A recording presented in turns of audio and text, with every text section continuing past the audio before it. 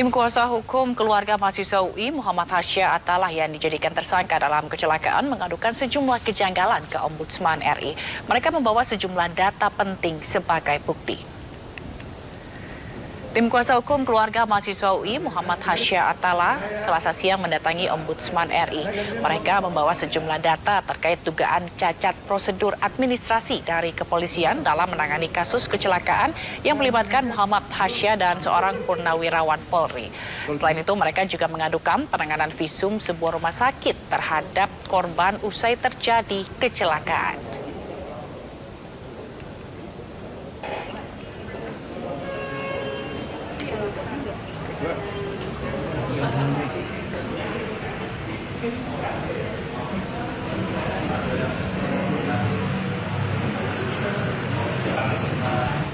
Pemirsa, korban kecelakaan mahasiswa UI Muhammad Hasya Atalah Saputra sebagai tersangka terus menuai polemik.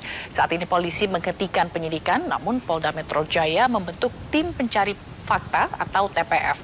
Sementara itu, tim kuasa hukum keluarga mahasiswa UI melaporkan hal ini ke Ombudsman yang memiliki peran mengawasi penyelenggaraan pelayanan publik, yakni kepolisian. Dan sore ini kita akan membahasnya bersama dengan Kepala Keasistenan Pemeriksaan Ombudsman RI Jakarta Raya Mulyadin serta kuasa hukum keluarga Muhammad Hasya Rian Hidayat. Selamat sore Pak Mulyadin dan Pak Rian. Selamat sore Mbak Zila. Baik, kita ke Bang Rian terlebih dahulu. Bang Rian, ini sebenarnya apa saja yang menjadi kejanggalan dalam penetapan Hasya sebagai tersangka?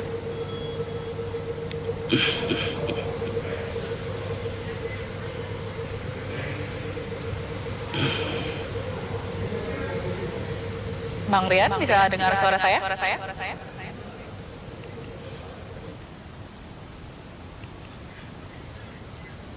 Bang Rian.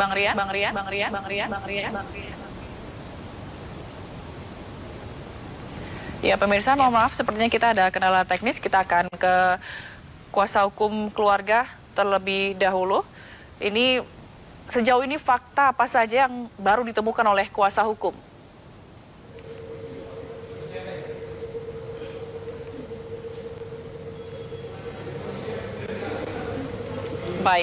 Baik, kita ke Pak Mulyadin. Pak Mulyadin, ini tindakan sewenang-wenang dan penyalahgunaan kekuasaan oleh penyelenggara pemerintah dalam hal ini. Tanggapan Anda seperti apa dalam kasus Hasya ini? Terima kasih Bu Dila.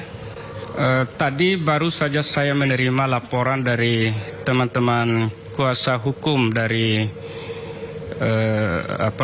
pihak korban. Tadi ada LBH, ada teman-teman dari Iluni, dan saya kira laporan telah diterima oleh teman-teman tim verifikasi penerima laporan Ombudsman Jakarta Raya, dan sekarang kelengkapan dokumen sesuai dengan prosedur internal saya kira tadi sudah dilengkapi. Mudah-mudahan dalam waktu dekat Ombudsman Jakarta Raya akan melakukan langkah-langkah sebagai berikut. Pertama, kami tentu akan melakukan pendalaman, kajian terhadap dokumen-dokumen yang telah disampaikan, di mana letak potensi-potensi maladministrasi yang disampaikan. Saya kira itu nanti menjadi bagian dari perhatian serius Ombudsman untuk menemukan ada atau tidak maladministrasi di dalam penyelenggaraan pelayanan publik yang dilakukan oleh teman-teman instansi kepolisian. Nah, itu. Yang kedua, tentu pihak-pihak terkait, baik itu di tingkat Polres, tingkat kuasa hukum maupun para korban, kami harus mendapatkan informasi yang adil untuk menyikapi secara independen dan profesional di dalam menangani kasus yang sedang bergulir di berbagai media akhir-akhir ini. Kemudian kami sesuai dengan kewenangan di Ombudsman di dalam mengawasi penyelenggaraan pelayanan publik yang tentu berintikan pada ketentuan dan aturan yang yang berlaku, sehingga tidak ada siapapun di penyelenggara pelayanan publik tidak boleh bermain-main di dalam penanganan berbagai kasus yang merugikan publik. Oleh karena itu, Ombudsman di dalam menyikapi kasus ini harus sangat hati-hati untuk melihat berbagai aspek di dalam penanganan perkara tersebut. Baik kita ke... Saya kira itu Mbak Dila. Baik, terima kasih Pak Mulyadin. Kita ke Bang Rian. Bang Rian sudah bisa terhubung? Ya, jelas suara saya. Baik, jelas. Bang Rian, tadi kita ulang lagi pertanyaannya. Apa saja yang menjadi kejanggalan di dalam penetapan Hasya sebagai tersangka? Baik, pada kali ini mungkin saya akan mengulas karena kami baru melakukan terkait dengan ombudsman, berarti terkait dengan maladministrasi yang kami duga seperti itu. Pertama adalah mengenai penetapan tersangka. Penetapan tersangka ini kami sama sekali belum pernah mendapatkan informasinya, Mbak. Jadi singkatnya kami baru mendapatkan penetapan tersangka ini setelah konferensi pers di tanggal 27 Januari, baru malam-malamnya di rumah keluarga korban terdapat pihak dari kepolisian yang mendatangi dan memberikan. Dan itu setelah konferensi pers. Nah, kalau kita lihat dari sisi administratifnya, kami melihat dari SP2HP dan juga surat-surat yang diberikan dari pihak kepolisian, itu tidak pernah ada tertulis mengenai penetapan tersangka. Satu di situ mengenai administratifnya. Yang kedua adalah mengenai ketidakkonsistenan dalam surat menyurat. Contohnya adalah dalam surat SP2HP tertulis surat perkembangan hasil penyelidikan pada tanggal 16 Januari. Akan tetapi di dalamnya sudah tertuang mengenai penyidikan. Bahkan kalau saya tidak salah di situ juga ada terkait tentang SP3 atau penghentian penyidikan. Satu, konsistensi antara judul dan isi sudah berbeda. Yang kedua, secara substansi ini ibaratnya di hari yang sama kami tahu ada disidik, di hari yang sama pula kami baru tahu adanya di stop. Padahal judulnya adalah surat perkembangan hasil penyelidikan. Selain itu juga dalam surat pemberitahuan dimulainya penyidikan, kami tidak pernah mendapatkan, padahal berdasarkan putusan Mahkamah Konstitusi sudah tertuliskan seharusnya diberikan selama 7 hari seperti itu. Dan ini kami belum pernah mendapatkan. Nah, berdasarkan hal-hal tersebut, menurut kami ini hal-hal administratif yang perlu disorot oleh Ombudsman terkait penyelenggaraan dari pihak instansi kepolisian seperti itu. Baik, lalu sejauh ini fakta-fakta baru atau fakta yang telah ditemukan oleh Bang Rian dan tim dan keluarga juga? Bagaimana? Iya, apakah ada fakta-fakta baru begitu yang ditemukan oleh Bang Rian dan tim serta keluarga begitu mengenai kasus Hasya ini? Yang berbeda dari hasil penyidikan kepolisian. Tentunya, ya baik, terima kasih sebelumnya. Tentunya dari pihak kami selalu melakukan kajian baik fakta maupun substansi hukum. Akan tetapi yang kami harapkan adalah fakta-fakta tersebut dapat dijalankan oleh pihak instansi kepolisian. Dalam tanda kutip adalah dalam pemeriksaan prosedur hukum yang berujung pada pro justisia sehingga dapat diadili. Nah, ini juga berkaitan dengan tim pemeriksa pencari fakta yang dibentuk oleh Bapak Kapolda. Kami juga mempertanyakan secara hukum acara pidana, outputnya akan seperti apa, komposisinya akan seperti apa, dan bagaimana secara hukum acara pidana. Artinya, kalau sifatnya hanya rekomendasi, secara hukum acara pidana apakah dapat digunakan atau tidak?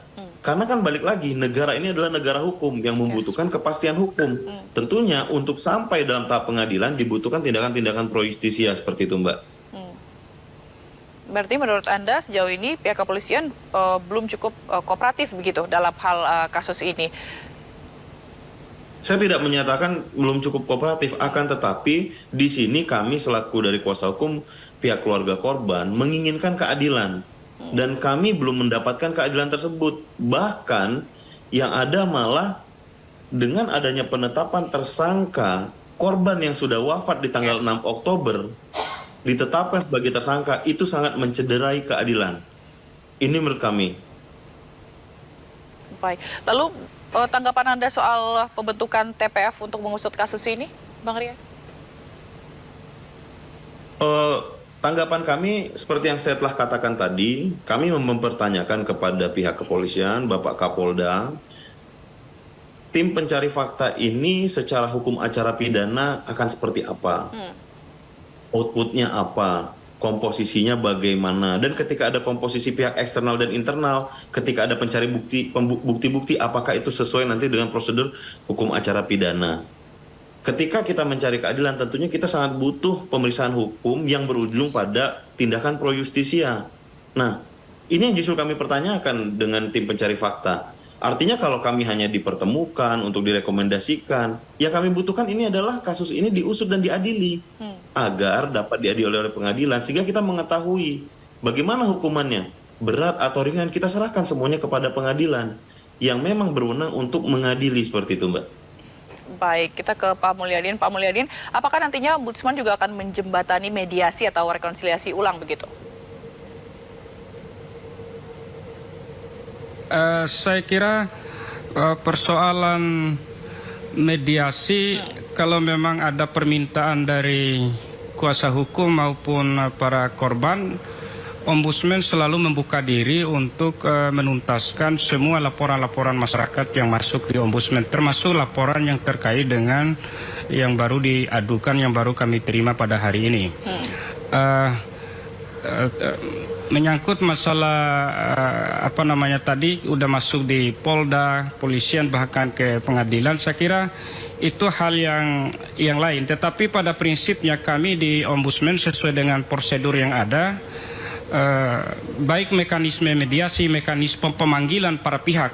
Pihak itu bisa di tingkat Poldanya, bisa di tingkat Polres, dan pihak-pihak terkait lainnya yang memang konsen menjadi bagian dari persoalan yang sedang ditangani ini.